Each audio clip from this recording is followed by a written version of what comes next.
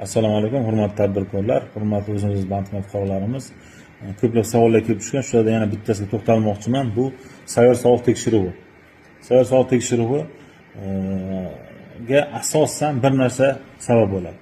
Sayyor soliq tekshiruvi sizga faqat o'sha sizga kelib savdo qilgan fuqaro, ya'ni xaridor tomonidan tushirilgan ariza asosida sizga shu chek bermaslik holati, terminal foydalanmas holati bo'yicha soliq organi tekshiruv qilishga asos bo'ladi.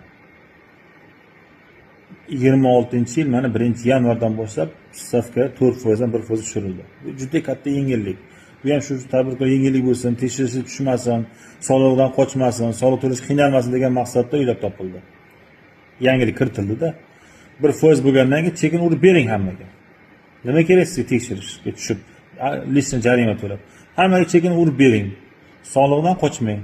1% o'zi, mayli 10%, 20% bo'lsa, bu voy qiynalyapman bu desangiz 1% o'zi.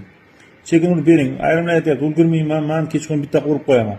To'g'ri, siz soliqdan qochmasligingiz mumkin, kechqurun bitta urib qo'yishingiz mumkin, lekin siz o'sha obed mahallida yo obeddan keyin yoki ertalab kelib ariza tushirib ketsa-chi sizdan, chek bermadim menga deb. Mayli ayrimlar aytishi mumkin, chek olmasdan chiqib ketib qoldi. Chiqib ketsa chiqib ketsin. Siz chek urib stol ustiga qo'yib qo'ying.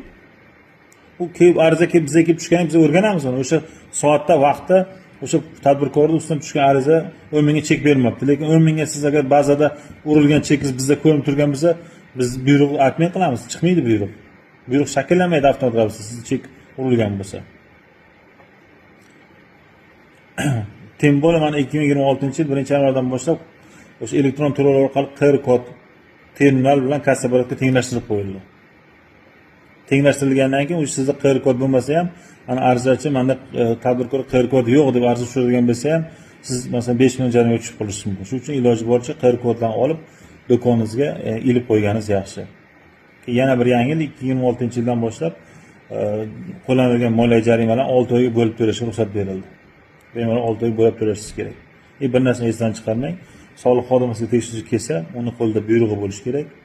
Buyrug'i guvohnomasi bo'lishi kerak, dasturi bo'lishi kerak. Guvohnomadagi familiyalar bilan buyrug'dagi familiyalar bir xil bo'lishi kerak. Va 1-iyuldan boshlab